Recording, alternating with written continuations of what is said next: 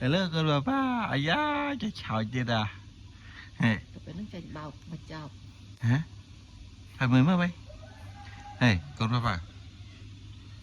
Nè, nè nè. Hello con papa. Ha, ha. À mày vậy, chiều vậy. Chọi mười mới bay.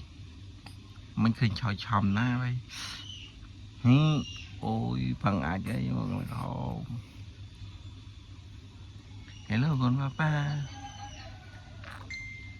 Wow. Yeah. Ây da.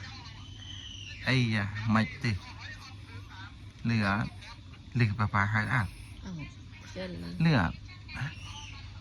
Lửa ăn là lửa papa hai ăn là lửa ăn một bàn thái một á. Một á. Bàn lằng pin vô sắp ấy một á. Một sắm ấy một á. Lửa. Hả? lưỡi con Lửa papa hai ăn. Hả? Tapi tao ai con nhắm con Nhầm mấy mấy. nhắm con nhắm. Nhầm đã camera mấy mấy. Mà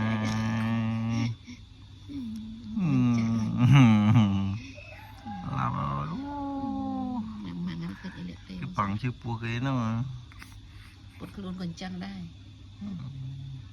Người từ bên này là bao nhiêu này đi nhập phát xà chứ. Cho bà ưng phát ron ngày. À rồi không phải này đi nhập phát xà chứ nghe.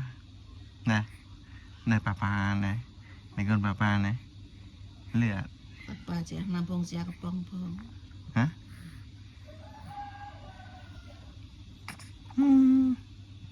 Nó hơi chục ạ.